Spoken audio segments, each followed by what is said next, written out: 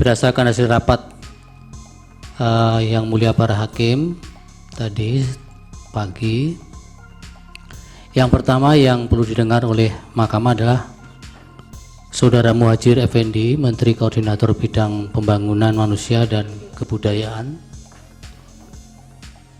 Republik Indonesia. Kemudian yang kedua, Bapak Airlangga Hartarto, Menteri Koordinator Bidang Perekonomian. Tiga, Ibu Sri Mulyani Indrawati, Menteri Keuangan. Empat, Ibu Tri Risma Harini, Menteri Sosial. Dan lima, dari Dewan Kehormatan Penyelenggara Pemilu.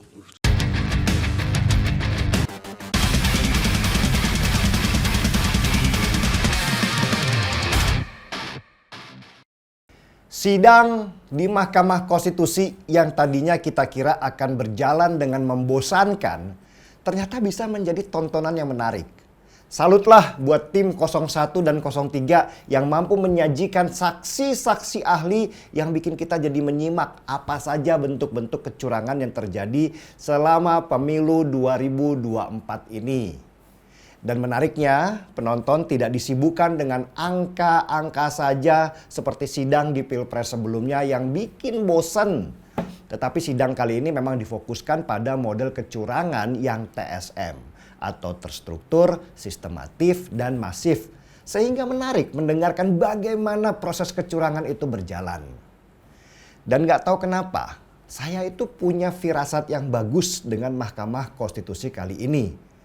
Susunan komposisi hakim-hakim Mahkamah Konstitusi dengan Ketua MK-nya Soehartoyo membuat saya merasa punya harapan besar bahwa Mahkamah Konstitusi kali ini berbeda dengan Mahkamah Konstitusi ketika dipimpin oleh pamannya Gibran, Anwar Usman. Sebagai catatan ya, Ketua MK Soehartoyo yang menjadi pimpinan sidang itu sempat menangis ketika dilantik menjadi ketua menggantikan Anwar Usman. Soehartoyo pada waktu itu merasa bahwa Mahkamah Konstitusi kehilangan marwah dan kehormatannya sebagai lembaga hukum tinggi negara dan menjadi bulan-bulanan ejekan warga sebagai mahkamah keluarga lah, mahkamah kalkulator lah, dan ejekan-ejekan lainnya. Dan Soehartoyo terlihat punya tekad untuk mengembalikan marwah mahkamah supaya tetap dipercaya masyarakat Indonesia di tengah gelombang ketidakpercayaan yang seperti tsunami melanda. Tapi apakah mungkin misalnya nih Mahkamah Konstitusi membatalkan hasil pemilu 2024 ini? Kita memang nggak punya sejarah itu. Tetapi saya mencatat bahwa di seluruh dunia pernah terjadi 4 negara di mana mahkamahnya akhirnya membatalkan hasil pemilu karena terbukti ada kecurangan yang TSM. Yang pertama, tahun 2017 lalu di Kenya, mahkamahnya membatalkan hasil pemilu di mana petahananya menang karena terbukti petahananya menggunakan fasilitas negara untuk mengintervensi pemilu. Di tahun 2019, pemilu di Malawi akhirnya harus diputus ulang oleh mahkamah karena kecurangan yang luar biasa karena petahananya itu juga kembali curang. Tahun 2019 juga di Bolivia pemilu diulang oleh mahkamah meski Presiden Bolivia sebagai petahana menang 1 putaran ketika bukti-bukti kecurangan semakin terbuka. Dan terakhir tahun 2004 di Ukraina terjadi juga pengulangan pemilu karena terbukti curang.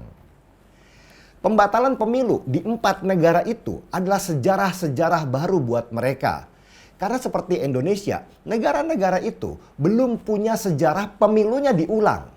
Tetapi negara-negara seperti Kenya, Bolivia, Malawi, dan Ukraina berani dengan segala resikonya membatalkan hasil pemilu karena memang terbukti curang. Dan apa yang dilakukan oleh mahkamah di 4 negara yang membatalkan hasil pemilu karena terbukti curang itu bisa jadi referensi untuk Mahkamah Konstitusi kita di Indonesia untuk berani melakukan hal yang sama jika memang pemilu 2024 terbukti melakukan kecurangan yang terstruktur, sistematif, dan masif. Mungkin inilah waktunya negara kita dipimpin oleh Mahkamah Konstitusi pimpinan Hakim Soehartoyo menulis sejarah baru dalam demokrasi Indonesia. Dan kalau hakim-hakim di MK itu berani, tentu Indonesia yang sekarang ini menjadi sorotan dunia internasional akan dijadikan sebagai patokan bagaimana demokrasi berjalan tanpa keberpihakan.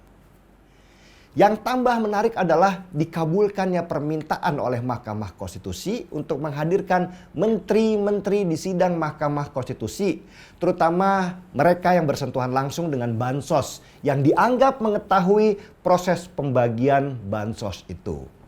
Mereka adalah Tri Risma Harini, Menteri Sosial, Sri Mulyani, Menteri Keuangan, Airlangga Hartarto, Menko Ekonomi, dan Muhadjir Effendi, Menko Pembangunan Kemanusiaan.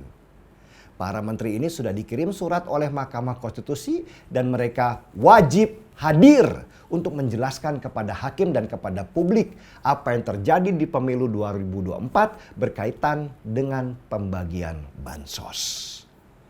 Dan tambah menarik, ketika ada permintaan juga kepada Kapolri untuk hadir di sidang Mahkamah Konstitusi. Juga permintaan untuk menghadirkan Megawati sebagai Ketua Umum PDI Perjuangan.